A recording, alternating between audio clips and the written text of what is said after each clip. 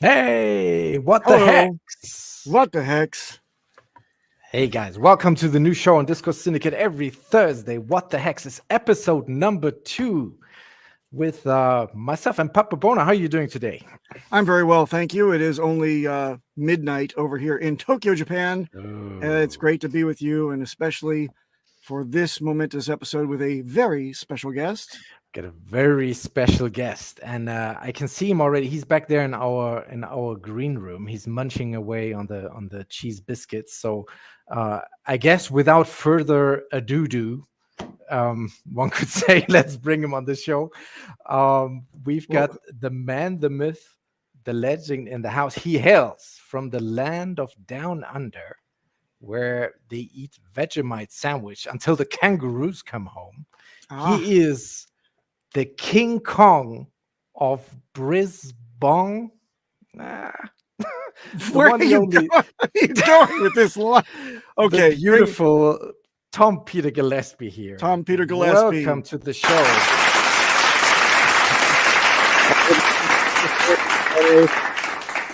Appreciate it. How are you doing? All good. I had a little go at the lighting there. See if I could improve it a wee bit, but what do you reckon? Is it better than it was before, or? Yeah, marginally, but we still love you, so it's okay. We'll give you that. We'll turn up the gain on you. We are big fans of your work, you know. I think to set the tone for the conversation, because we want to, of course, ask you everything about the documentary that you've done, the 4-piece miniseries, Hexicans, and the time value of money, and the production and how that all came together. Is it okay with you if we, from your press media package that you send out, if we just play the 2-minute trailer at the beginning? Because I think that sets the perfect tone for the conversation. Is that all right? That's perfect, mate. Perfect. All right, roll it, DJ Crypto. Let's run it. Okay, hold on. He used to be a kind of a Bitcoin maximalist. He actually really wants people to like him. All right, Hexicans, Tom Gillespie here. Wait a second, is that him in the window? Zoom into that window. And then he said, I'll explain the project to you and you can tell me your opinion. But that was before I knew that he had like a strategy with this. A lot of mechanisms are built into Hex. Again, sort of a funnel wealth towards the founder. Here's a whole bunch of tokens so that you can cash out when the market is sufficiently inflated. I mean, I do think it is by design that Hex is this complicated. Richard, as a public figure, is the face of Hex. He's the guy who came up with the idea. I decided that I didn't think it was ethical and good for me to be invested in any amount. He's figured out a way to use the scam narrative in crypto to his advantage. Oh, you about to make Hexicans mad at me. The thing about Richard, he's a really strong character. When everyone else is calling it a scam and you're trying to, onboard your friends and family and they don't really want to hear about it, like that sucks because they're missing out on such a good opportunity. He'll say, well, this is why it's not a scam. This is why it's not a Ponzi. This is why it's not a pyramid. The Hex community really, they're just such a positive community. There's nothing that Richard can do to affect my account because I hold my private key. I think that Richard had been in the cryptocurrency industry long enough to know which type of actions would get labeled as what. If you're going to a circus, you expect to see clowns. But not everybody in attendance at that circus is necessarily a clown. No, we have to go. We have Tom Gillespie here. I'd like to ask you a couple of questions about decentralization. Yeah, everything is motherfucking possible. What is a god whale? What is WAGMI? We have no idea. I am wondering why people are so worried about the OA. Richard, come down, mate. Come down from your castle now. A lot of people are going to get hidden criticism. Who's heard of Hex? It doesn't have to be one cult for a decentralized network. Tomo, mate, we have some serious competition here. Happy Valentine's Day to Richard Hart. Hand back the fucking phone now. Stop playing King Silly Buggers. Fucking hell.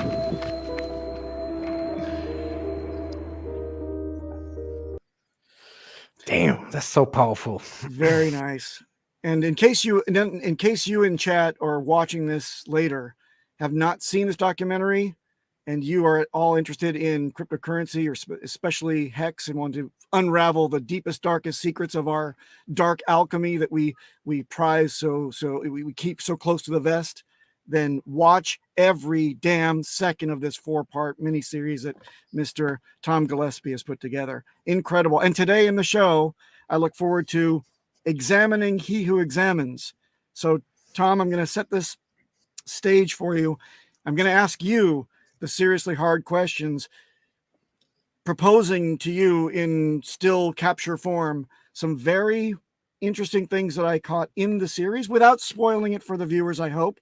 But by your leave, I will put you through a veritable ringer, so to speak, if you don't mind. Okay. Righto. All right. Right on. So, DJ Cryptomatic, a little warm up before we hit him with the big stuff, because you're a big fan of his previous work that we should also mention. I am. Maybe you'd like to set that up for us as well. Tell us a little bit about the fake fluencer. The fake fluencer. I mean, Tom, when you came on our Hex scene, so to speak, which was, what would you say, was that 1.5 years ago? I think that's about the journey you've been with us in the community, or was that longer? No, that's accurate. But obviously, there was the interview with Richard himself. That Before, was yes. another year earlier or something. Okay, and I saw you on the Twitters, and I think we've been tweeting back and forth around that time when you came on the scene, if I remember correctly. And back then, I started looking into you, and I was like, I immediately liked the comedic aspect of it all. And then, of course, I looked at that fake fluencer investigation, and I just have to say, man, the scooter coin. And we tagged them. You actually tagged them into tweet to promote the show today, which was funny. And spending like 20 minutes watching into that fake fluencer story, I felt like so at home, because that is exactly what happened to me as well when I joined. And crypto was in 2017, and the craze of all these new altcoins emerging.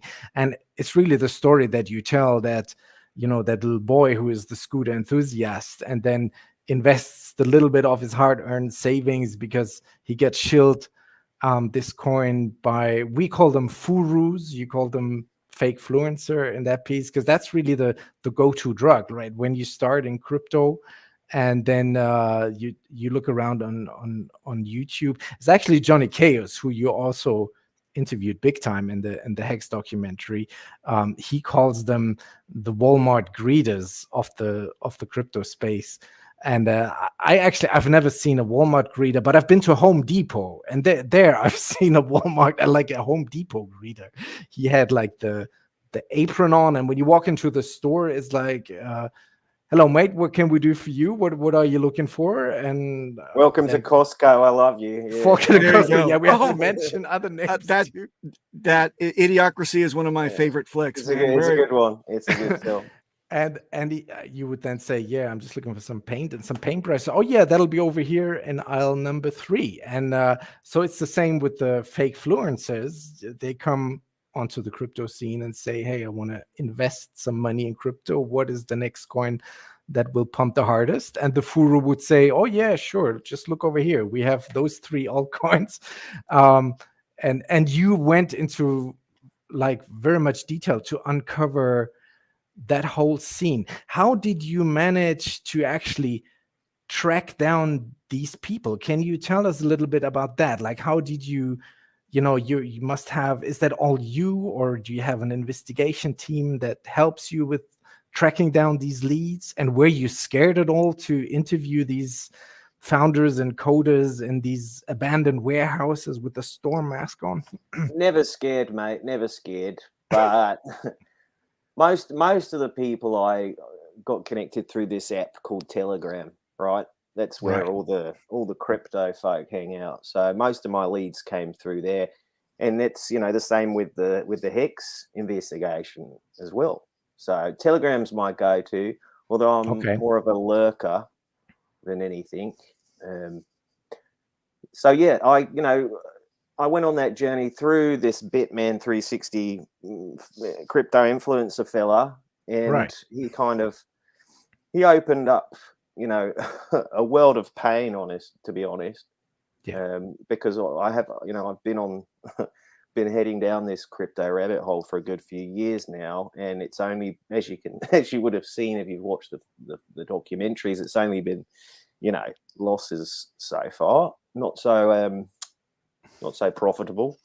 Right. But yeah, so I mean, there was a number of questions there, mate. So I'm not sure. I think if I've answered them all or not.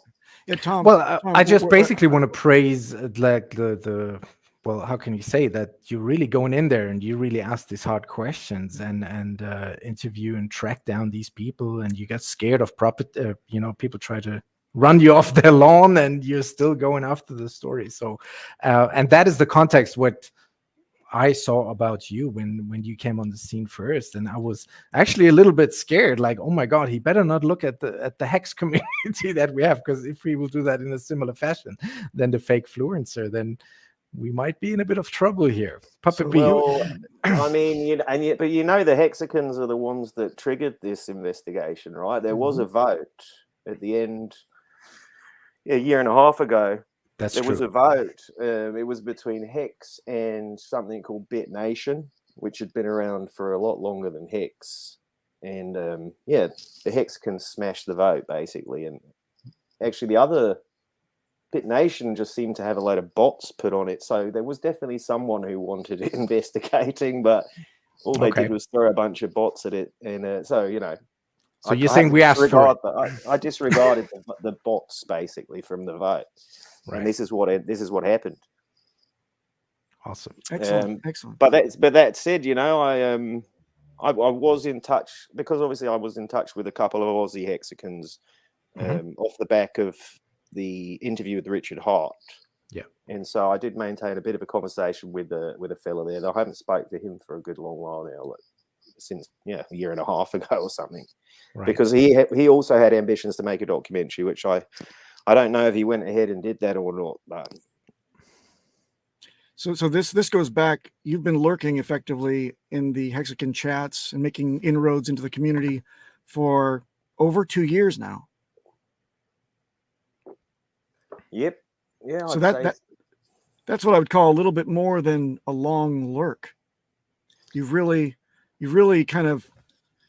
Anyway, in my talk with you, I'm going to want to also find out how this has affected you and personally throughout that entire 2 years of investment of your time and your mind, because for us, we're a little bit off kilter because we've dedicated ourselves, 3-4 years into this whole thing, but something has to have rubbed off on you too. A little bit of that, change in perspective, so to speak.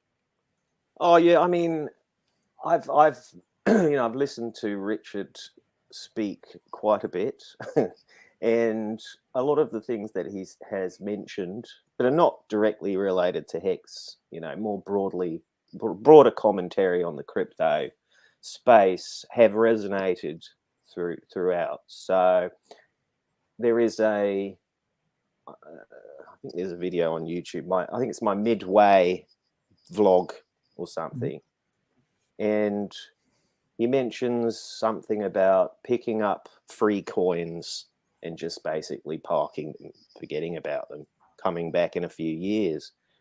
And that's resonated with me, because I think that might actually be the best trading strategy in crypto, to be honest. Just collect all of the crappy coins and just, park them somewhere safe and forget about them. Come back in a few years. Some of them will probably do okay. Most of them will not, but it will even out because they didn't cost fuck all in the beginning. That's one example at least. But getting into the good stuff, obviously, all the conversation around the origin address, specifically in the Hex project, inspired me to look at how other projects operate, or the function of their origin addresses. and how we can sort of start to understand from that perspective how decentralized a project actually is, and how much, where should our trust be parked, for how long, to what degree, etc., etc. Mm-hmm. But then again, this is those people that like to play the market and speculate, the casinos, right? Whereas somebody who just buys up coins or gets free airdrops or whatever and parks them doesn't have to think about this shit. They don't really care about the tech. It's more of a punt, take a punt, like 100 punts, 100 shit coins or whatever. You only need a couple of them to come good and you're fine. Didn't cost you nothing. Especially not the amount of attention that it requires to make a fucking documentary, that's for sure. Speaking of documentary and budgets and things and money going this way and that, let's get into it. DJ Cryptomatic, can you bring me up to the top? And let's get into this whole thing, because I think we got just enough time to cover it. I've got a couple of questions here. Hang on. All right. So Tom, again, I'm going to reveal things. Hopefully we're not spoiling anything. If I am spoiling, call it out, and I'll probably ignore you, but go ahead and call it out anyway, just for fun. Here we open up on your epic journey, and you kind of have this dovetail from your previous work. This is Bitman 360 in metaverse form, where you are briefed by him. Now he's become your spirit animal of sorts on this journey. And he's the one that actually gives you the details and turns you on to the Hexagon community. Is that the gist of it? That's true, mate. Yep. That's exactly right. Okay. And knowing what we know from the first documentary, your exploration into that space, you're now taking him for his word, and you've learned to trust him. That's really cool that you're kind of changing your worldview, and now you've got this guide. Then I really like a specific movie, and and correct me if I'm wrong, if I'm going down the wrong rabbit hole here, but I kind of see this journey as, and get this, let me put the pieces together. It's your own heart of darkness. And the pun is not lost on Hexagons. Heart of Darkness, and the movie specifically Apocalypse Now, where this briefing is a lot like, I guess you could say Captain Benjamin Willard is about to embark to go up the river and find the end of his mission, and he has to evolve to the end of it. Would you also, can you comment at all that if I got this straight at all? I have no idea what you're bloody talking about, man. Beautiful, beautiful. I'll take that as a yes. And suddenly, and this is really surprising to me, and I think the rest of the community, you successfully, within like 5 minutes, you've infiltrated Hexaco City. And this, nobody that isn't a Hexagon can get in there. And I want to know exactly, other than falling from outer space, how did you manage such access? Yeah. Well, listen, Batman 360, in that opening sequence there, he basically he led the way, mate. We were in Cryptopia, and I assume Batman 360 has been a Hexagon for some time, it seems. I mean, he's holding auctions in there. He's doing all kinds of, he DJs, and he's rapping and what have you. So if anybody, and actually, as far as now that I think about it, I think I did see a clip on Facebook, I think it was, from Batman 360. He actually played a role in developing that metaverse Hexaco City location. So it's kind of partly his baby, which means I was taken there by one of the very craftsmen that spent such time and energy putting that thing together, as ugly as it is. Well, come on, we try. There's nothing particularly wrong with it. We kind of take mild offense to that mention, but okay. Well, it's not kind on the eyes, is it? It's not a good color combination. But, well, I mean, Richard has chose all gradients. Yeah, the gradient is a bit of a problem to color coordinate. Test it. Yeah. So anyway, let's move on, because we go back to the real world where Tom Gillespie, international man of mystery, is in. Would you call this car more fancy or schmancy, Tom?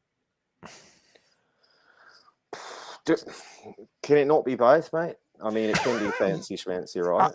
Sure. That the duality of the fancy schmancy can be achieved, and it looks to be a Bentley of some strange origin. Yeah. It's 75 years old, that vehicle. It's my great-great-grandfather's. That's amazing. Complete with cassette tape deck, no less. Yeah. I actually I had that put in about 10 years ago. Oh, that's a retrofit.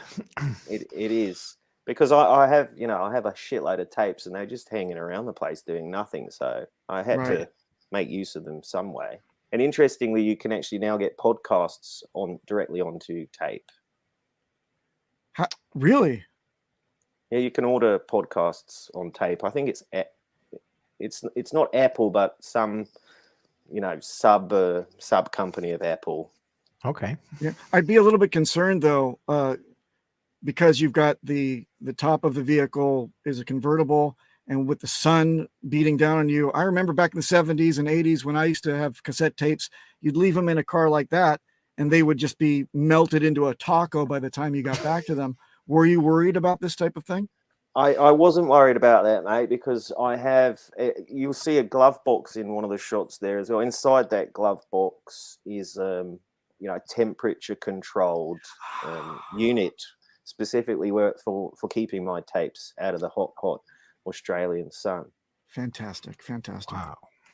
So we move on to we're peering now into your due diligence layer, where I see such things in the background like a full set of the Encyclopedia Britannica and some VHS cassettes. Arguably, there's more efficient ways to kind of get those brought into the 21st century. But why do you depend on such analog type of research equipment? Well, I wouldn't say that they're not antiquated. For example, I used Apple iMovie to make the series and to prepare all my edits and sequences and what have you. And that's quite a new piece of technology software. I believe it came out in 2010 or something. And in terms of why I research using books and tapes and what have you, it's because that's just what I have lying around. Okay. So. Very good. Interesting. And then here's something I don't mean to be revealing too much, but this really, when you're setting things up, you get feedback, and this one really, I think, epitomizes the position that I was really interested in you delving deeply into, and that is the fact that people pass judgment but don't have time to explain why they're negative on something. And breaking through that is something I'm wondering how you accomplished, because every other person that goes and delves deeply into Hex, the community, to expose the soft underbelly, immediately knows everything through assumption. And yet you somehow have put in the time, the effort, and have come to a very pragmatic, unbiased, and informed decision on what you've laid out in this entire epic journey. How did you break through where others could not? Well, possibly it's because I wasn't, while I began the investigation solely looking at Hex and the Hexagon community, I started quickly, picked up on the fact that there's many cryptocurrency communities out there. And so, one starts to see patterns amongst these communities, and that allowed me to sort of broaden my investigatory horizon, if you like, because while it's titled Hexagons and the Time Value of Money, what I realized on my journey was that the questions and the conversations and the scam narratives and what have you that existed upon Hex from whomever, external forces, potentially internal forces, exists within all of these cryptocurrency projects, as you know, along with an OA and all the other baggage that comes with that. And so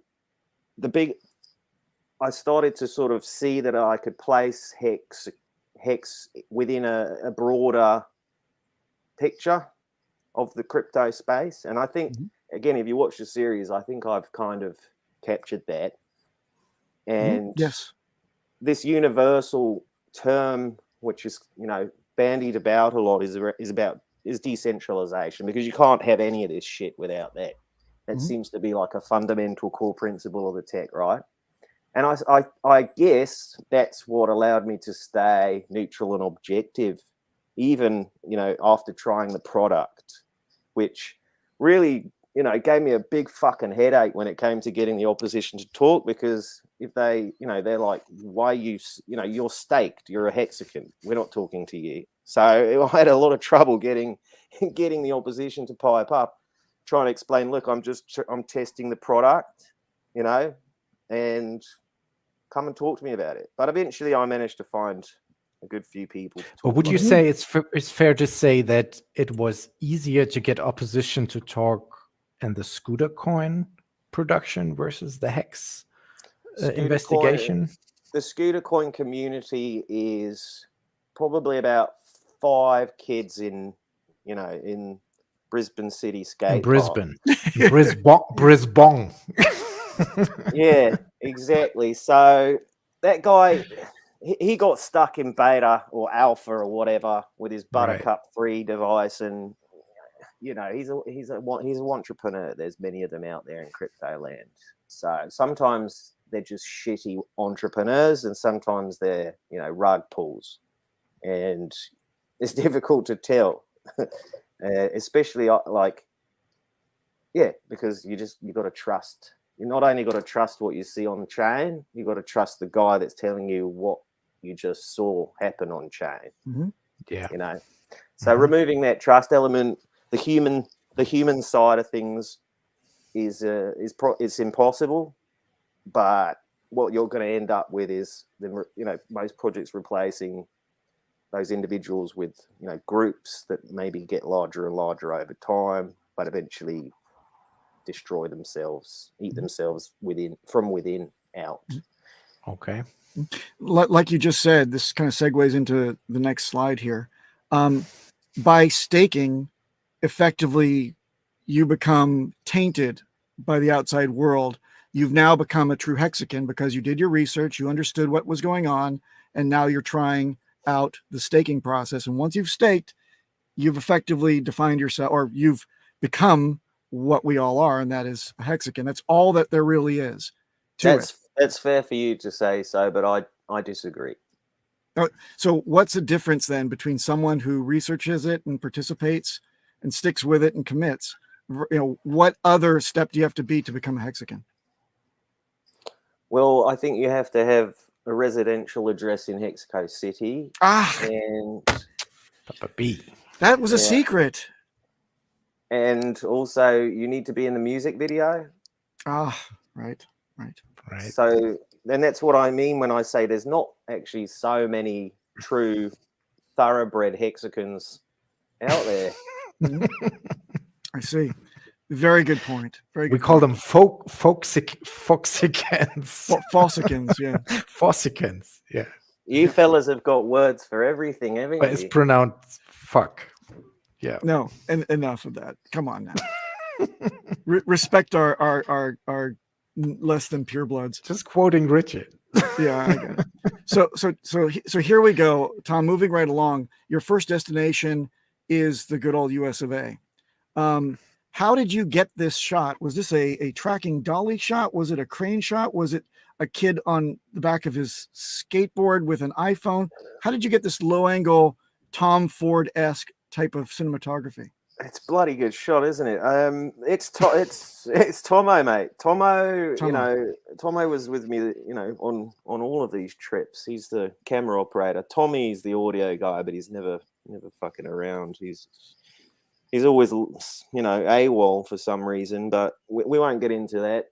Let me try and remember now. I think he had a it's like a pole thing, and it's got some spikes coming off of it. And then on the top there's a camera, and the camera kind of is stabilized by this pole.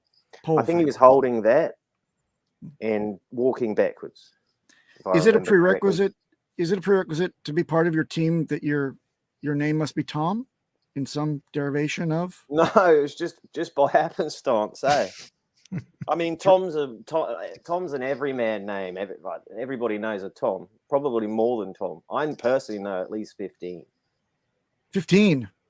Yeah, at least 15 Toms. It's a very popular name, especially in Australia. Wow. And America, I'd imagine.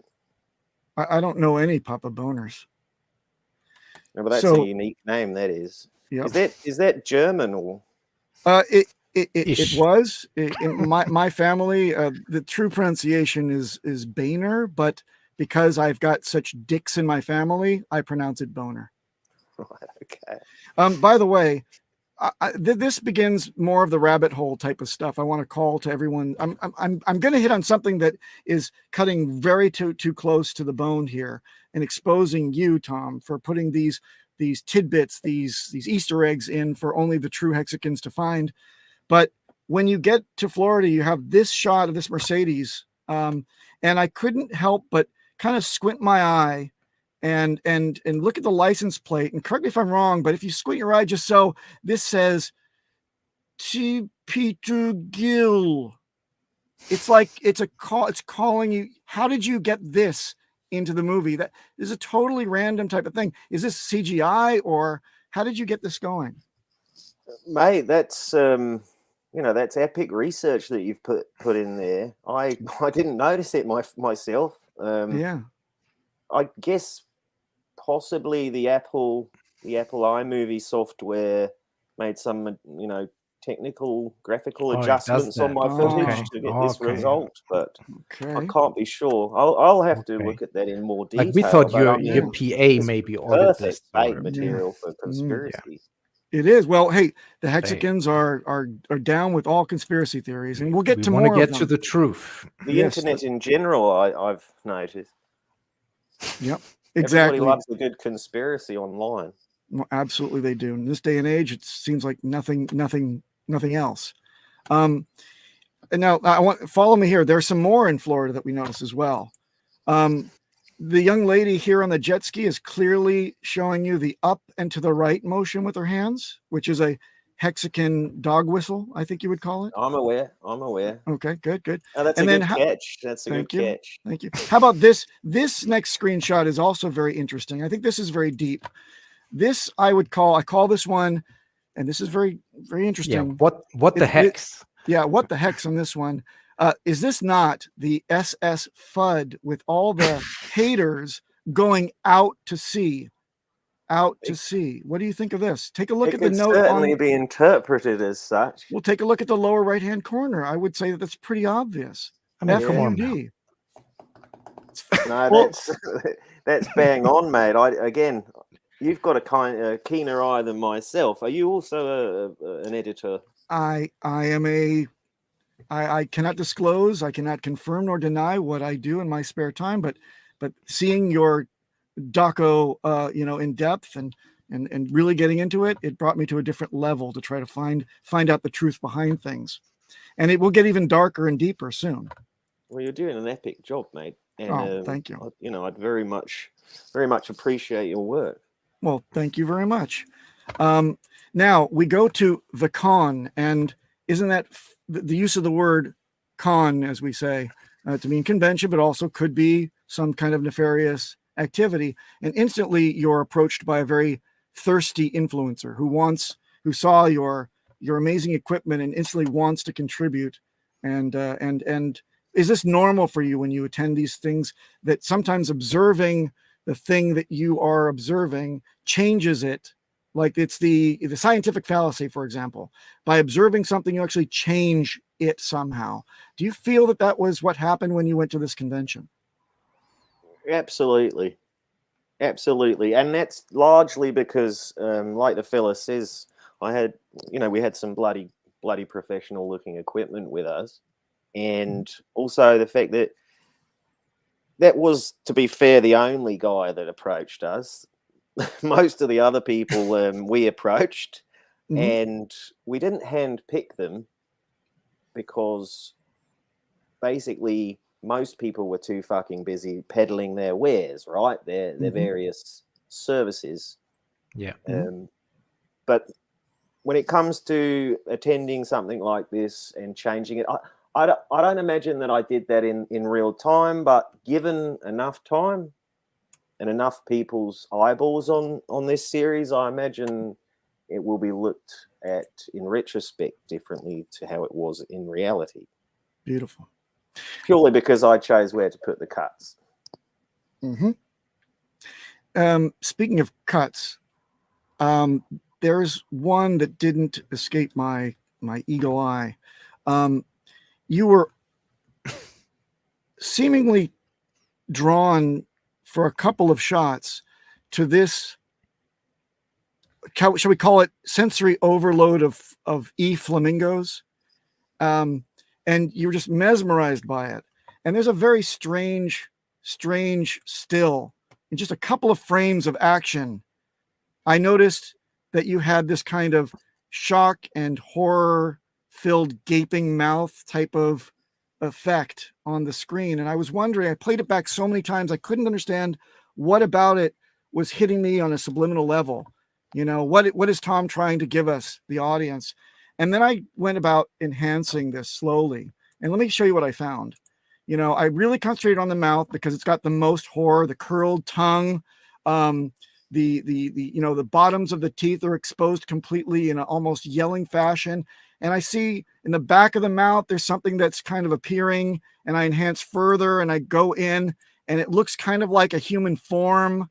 And I go in even further and I get this kind of screwed up, pixelated, looks almost like the top of a person's head. And finally, in one 36-hour, and it's good that you didn't come in the last show because it took 36 hours to enhance this further, and this is going to shock you. It really does turn out to be in the back of your mouth in this one single frame of your video. There he is. Can you explain this? Mate, I cannot. And I can only imagine this is a function of iMovie fucking up in post-production. It's the good old Apple. There was a lot of graphics. I had a lot of graphics in there, so maybe one of them got shrunk down and placed in my mouth while I was. Is it a reflection or something from a different video got superimposed like I think it's a standard graphic. film? It's a graphic that's been it's been put in there somehow. Maybe I hit the mouse. And the mouse. But that's like, just to clarify, that there is no conspiracy to look into this any deeper. Okay. Right. Well, I've already looked as deeply as I could, so to speak. But with that, you yeah. Okay. Right on. On you go. Keep going. Okay. Now, back Can to can I just Yeah, interject one thing? Because you Please. were looking at the NFT wall there, and I think that's probably my most favorite scene in that in the second part of the miniseries, when you interviewed that lady who has like the white with the cleavage hanging out, and she was like really all on about NFTs, bringing the rights back to the artist and cutting out the middleman. And then you immediately said, which just underlines the brilliance of your investigation, like, yeah, but I've seen many people around here shilling galleries, to advertise these NFTs. Yeah, and then she couldn't know what to answer. She didn't know what to answer to that because that's she's not middleman. alone. She's not alone, mate. There's a lot of artists, NFTs, and where NFTs meet artists, there's a shit ton of middlemen peddling their services, and it's kind of, yeah, it's sad to watch because it's often the younger bunch, right, who get sort of duped into this stuff. But yeah, no, that's a great little interview. That I think her name was Or. She was an artist from Israel, I think. Yeah. Oh, okay. So back to Hexico City for a moment. where this is really interesting because this is another member of our cast of this show. This is the representation in Hexico City metaverse type of his personage there. You're talking to him at length. His name is Markable Thoughts. He also goes by Land Whales Only One. And it's interesting that you found him because he's our lowest common denominator in our entire community. In terms of IQ, he's the lowest. In terms of the ability to walk straight and chew gum at the same time, lowest. Oh, yeah. And to make matters worse, he's got a twin brother. So there's two of these idiots walking around the world. But I'm telling you now that judging by what you got out of him here, does that not say a great deal about our community being kind of high IQ guys? Because he's our worst, and yet I was really taken about what he said here in this clip, what you got out of him through this interview. What do you think? You know, well, I'll have to take your word for it about him being the lowest common denominator. But specific, I think I spent a good hour and a half with that guy actually, and I mean, he came across very, very calm and confident, and like he knew what was going to happen, and that he might have even built this machine himself. Very good. Very good. You know that he's only 18 years old and he's got a beard the size of, Mount Rushmore, right? Yeah, I'm aware. I've seen some pictures of him IRL. Yeah. And then back to the actual real world. Again, I'm drawing there's a parallel to be drawn between Apocalypse Now again and what you're going through, because definitely Carlos Matos, claiming, of course, to have had some kind of relationship or discussion with Richard Hart, which is suspicious as hell. Really looks like this Dennis Hopper character at the end. This insanity brewing. Look at those crazy eyes that he's giving you. Were you at all scared when you were talking to Carlos Matos? When I watched the footage back and tried to assemble it, I was more scared. But more scared. Yeah. In the moment at that time, I wasn't, because there was plenty of people around, so I didn't feel terrified in the moment. However, that was one of the most sort of impassioned interviews I've had in my career, to be honest. Yeah, you even hugged him at the end. He gave me a big old hug at the end after shouting at me about anything being fucking possible or something. Yep. And that was a great interview. And I will, I don't know if you fellas know, but just the previous slide, you saw that little QR code on the nameplate. Mm-hmm. When you scan those QR codes, you're going to go and get access to the full interviews from all these interviews, the actual full length. So that one, I'll put that up. I'll get around to doing that sooner or later. But sure. It was a short interview. I think most of it's in. I got the bit where he compares himself to Hitler as well, right? That one shot me through the roof, because when did it become okay to say Hitler was a great orator? He just had his message wrong. And that's what effectively he said to you, right? I was a little bit flabbergasted at that comment, but I guess he just lost his train of thought or something. I don't think this man has ever had a train of thought, but it's okay. Or maybe just the caboose. Anyway, moving along. So you're effectively on this journey. You're leaving the United States. And by the way, if I screwed up the timeline, I apologize. I'm just so excited and sweating bullets preparing for this thing. But let's just imagine that it's the correct timeline. You're leaving the United States, and then at some point you break away and you have to bootstrap this entire rest of your mission by yourself. What was that like, knowing that now there's no way back and it's all on you? Were you scared then more so than Carlos Matos? I wasn't scared, never scared, mate, but I was a little bit confused, because, producing anything of substance or even length is a mighty task. even with, a bunch of people working together. So I just assumed a great deal of weight upon my shoulders in that moment.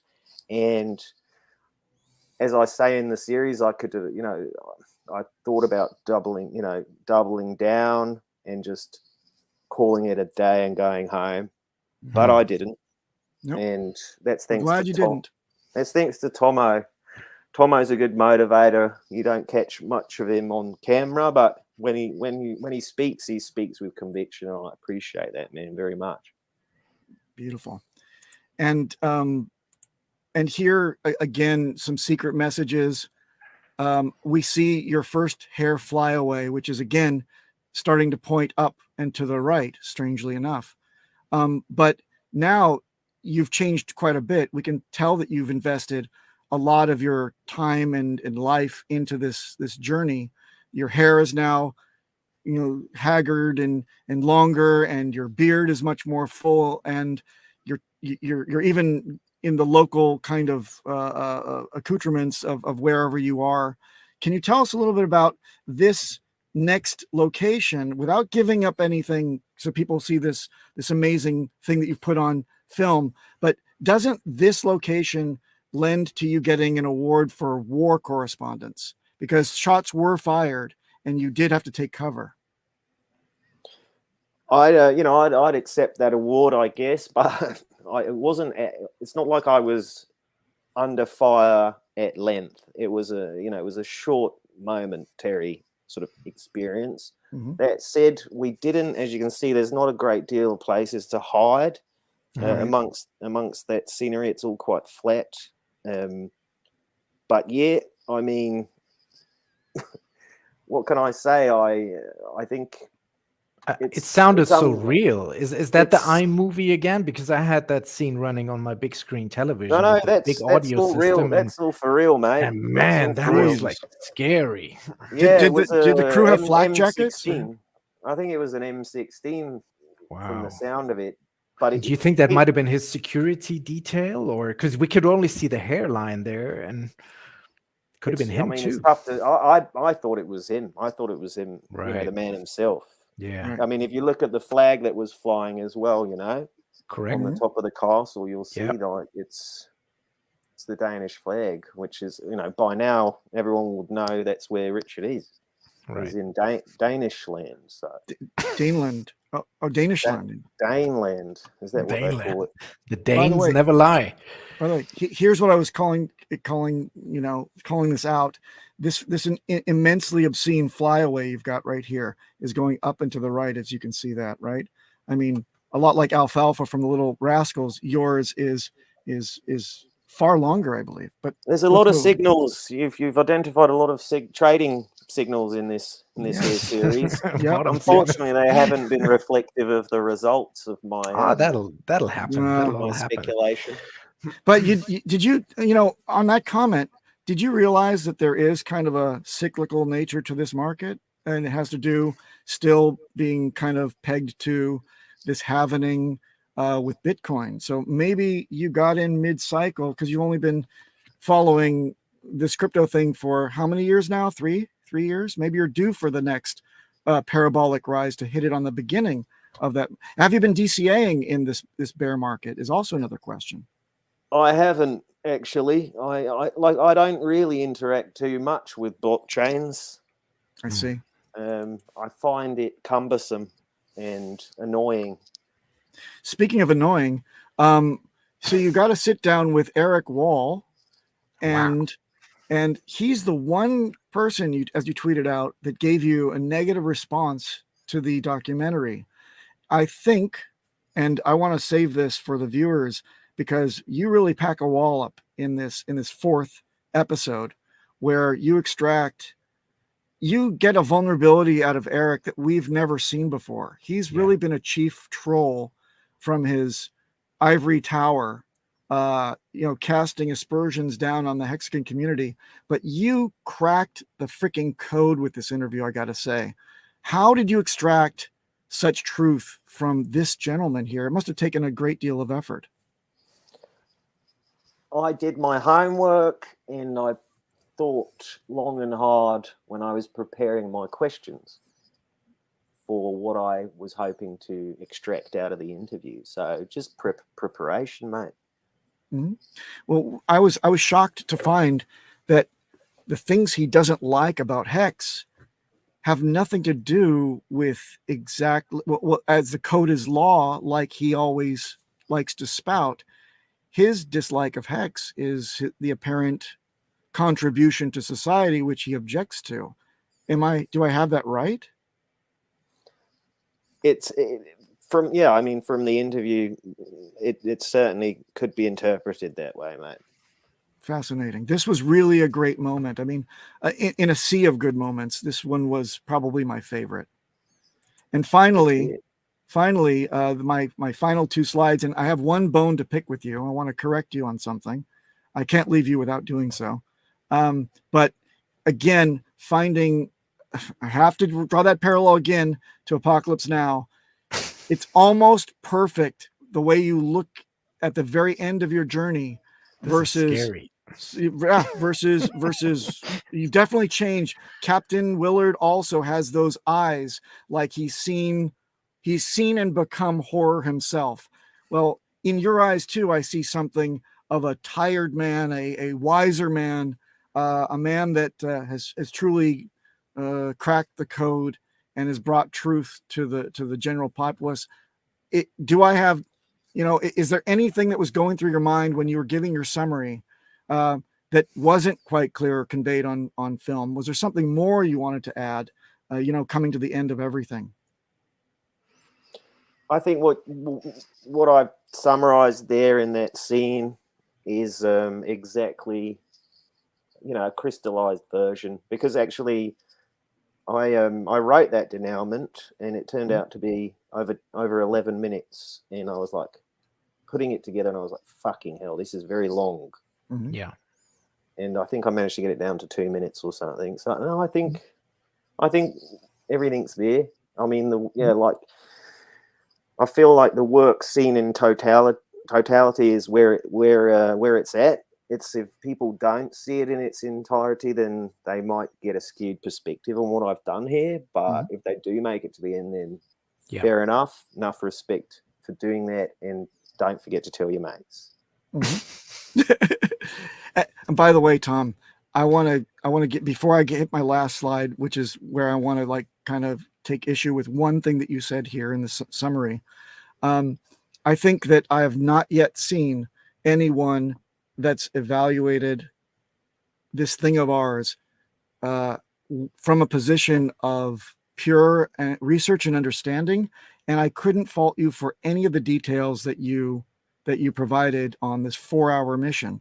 I thought it was exquisite. It is testament to good journalism, incredible production value, and commitment to your craft. So kudos to you. And if you don't get an Emmy, it's only because it didn't broadcast on any media that could get an Emmy, but I would give you an Australian honorary. television.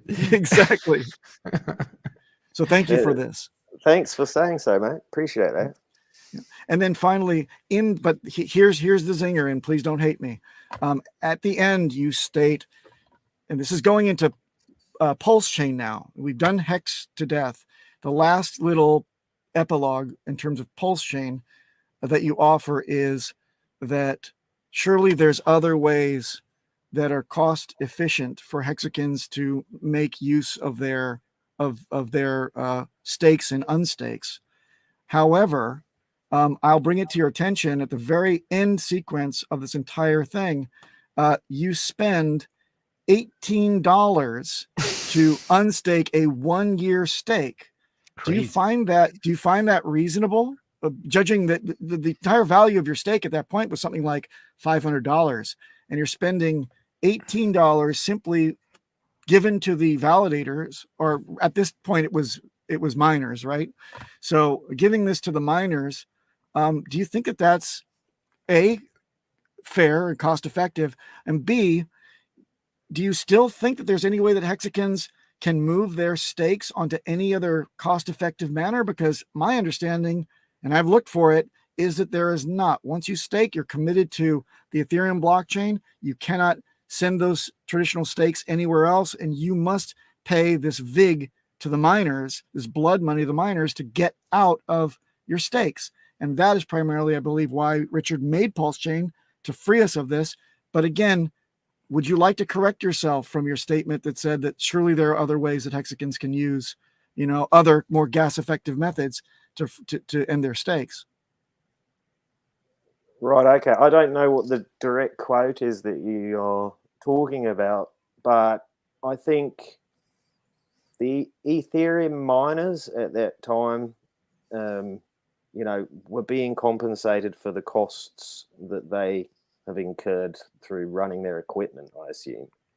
That said, proof of work, it's probably got a hard road ahead.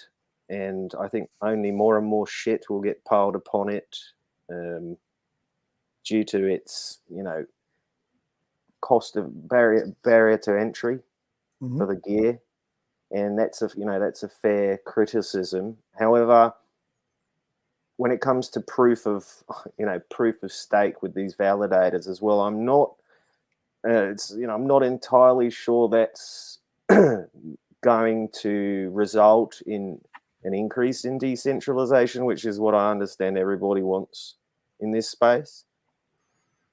So to try to keep it balanced, and definitely not fucking financial advice or investment advice. Yeah, no, that's not what we do here. Yeah. I Pulsechain as well was always kind of in the periphery on this investigation. I never zoomed in on it. I didn't sacrifice or what have you. So I kind of, it was just sort of buzzing in my ear, in parallel. So I didn't look at it that closely. And if it ever does launch, I hope that the hexagons get very, very happy about not having to pay, these transaction fees on other networks. Assuming that's what will happen. I don't know. Yeah, we'll see. But you know what? There you go again, using the proper nomenclature, understanding the right time frame, understanding the motivations of why people would be doing something like a sacrifice, and then looking out into the future, and then only then offering a judgment. And for that, I give you infinite amount, a more than a modicum, but certainly less than a truckload of respect for doing what you've done and committing it for the ages on film. Thank you so much. May I ask you one final thing? Because I know we're running out of time, but I need to ask you this final thing, because watching the Eric Wall interview, because Eric Wall, I mean, that's the guy, right? He runs a $1 billion hedge fund, which, okay, at the moment is also like 80% down in performance of the last 12 months, but that's just legacy markets, that's nothing to worry. And he has over 100,000 followers on Twitter. So whatever he's saying, that surely must hold some weight. And it came to me that the difference in the interpretation of decentralization, I think this is maybe the main conflict here that you managed to work out so well, that they all bolster the people who speak against Hex, that they say it's not decentralized because of the OA holdings, and they hold such a large amount, whereas the hexagon argument is, no, we know that is a centralized supply. We are not talking about that at all. But for us, decentralization means, again, what this lady said that you interviewed with the NFTs, that there are no middlemen involved, that it's just, forget about the supply, that you always hold your own keys and you run the functions on the code. Would you say that's a fair interpretation of what you learned about the centralization aspect of Hex? I would. Or decentralization? I would, and I cottoned on to the fact that was, to some extent, the more sort of universal and important story to be told to a certain extent. Right. Because I could have made a hexagons documentary that would, like the other production, which was primarily for hexagons, I assume. And then, then I would have limited my audience reach had I not been a, peddler of Hex, which I still am not. I don't believe that I think this miniseries is a fair observation of what Hex and the Hexicans believe, and I think again it reaches a bit further out than just that community, and that's kind of my hope going forward, is that people won't be so put off by the by the fact that they don't take the time to look a little bit closer and realize, hang on, this is not just about Hex. This is about the entire crypto, crypto space. And there's some important messages. And there's a few Hexicans that have commented on Twitter, and they got the message. Mm-hmm. Perfect. Yeah, we're almost out of time. We definitely want to tell us about this. Yeah. Can you talk us through this? So this is the bitjoinery.uncut.fm. The link is in the description. And Tom, what can we see here? Like if we here it is, Hexicans and the time value of money. So if we click on this. So this is another way to mint access. You mint this and you get is another way to buy the series basically. But in this case, the crypto or whatever you pay, you can pay with cards there and stuff. Ether. That goes into a treasury, right? And this is a collective it's a collective. I think there's about 40 of us now, or 40 people in this collective. And the idea is to try to get that treasury, banked properly for future productions that will develop and produce as a collective, rather than just me and Tomo and Tommy and Scotty in marketing. So the idea it's a future ambition, basically.